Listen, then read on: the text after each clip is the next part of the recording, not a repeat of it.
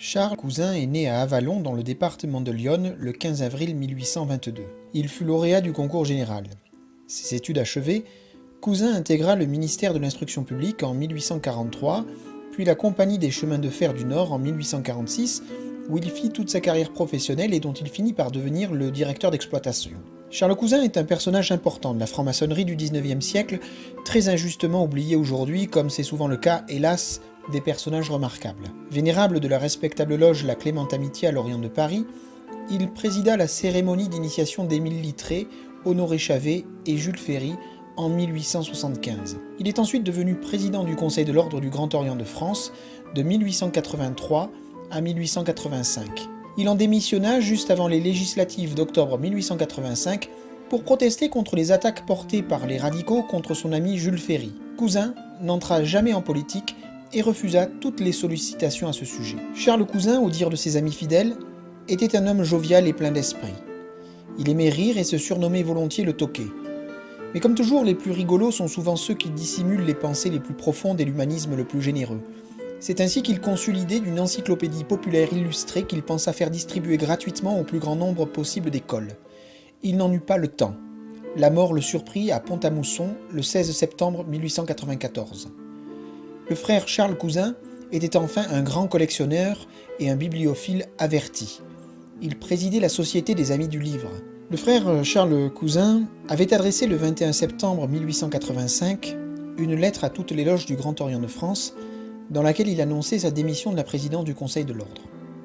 Je ne résiste pas au plaisir de vous en reproduire la conclusion, car elle contient une leçon que tous les francs-maçons devraient méditer 130 ans plus tard. Je la cite. Un dernier mot, mes amis, et j'ai fini. Certains candidats, et je sais que des maçons se sont laissés prendre à leurs promesses, certains candidats vous demandent de les nommer pour faire décider et réaliser sans délai la séparation des églises et de l'État. Ces hommes, qui prétendent refaire en 24 heures la vieille France, sans tenir compte des droits et des sentiments intimes de sa plus belle moitié, ces hommes se trompent, ou vous trompent.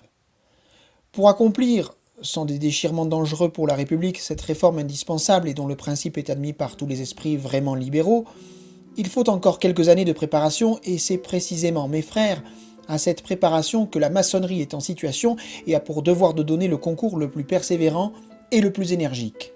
Avant tout, réformons et développons l'instruction et l'éducation des femmes. Tout le reste nous viendra par surcroît. C'est le mot de la fin, mes frères. Si cette homélie, la dernière de votre vieille amie, ne vous a pas trop ennuyé, et si vous l'avez lu jusqu'au bout, recevez ici l'accolade cordiale et fraternelle du frère Charles Cousin.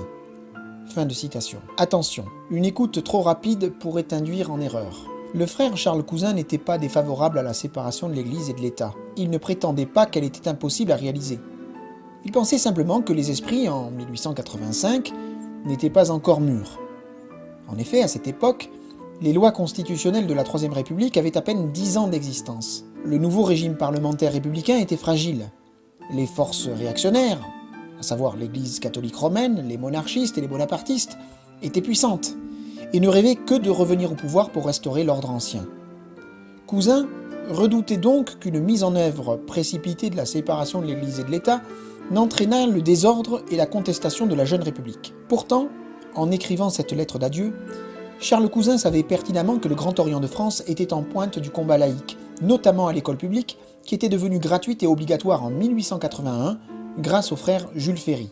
Il pensait, comme beaucoup d'hommes de son siècle, que l'éducation des femmes permettait d'amoindrir l'emprise des curés sur les foyers. Il voulait donc simplement que l'on donne du temps au temps, et que le travail maçonnique ne soit pas perturbé par les jeux politiques, certes essentiels, mais souvent à courte vue. « On ne refait pas la vieille France en 24 heures », écrivait-il. Cousin est décédé en 1894.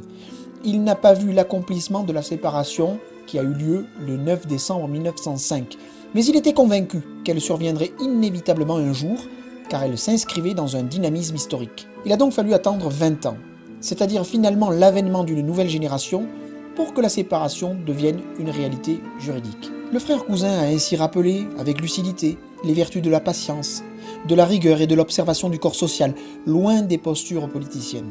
Le travail maçonnique s'effectue sur le long terme, au sein des loges, pas sur le forum où les mandataires publics font surenchère de promesses. Sa lettre d'adieu est une autre façon de formuler l'adage maçonnique suivant: fais ce que doit, advienne que pourra.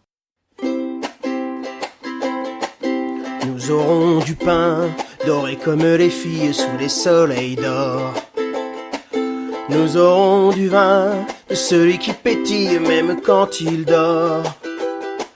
Nous aurons du sang, dans nos veines blanches et le plus souvent, lundi sera dimanche mais notre âge alors sera l'âge d'or.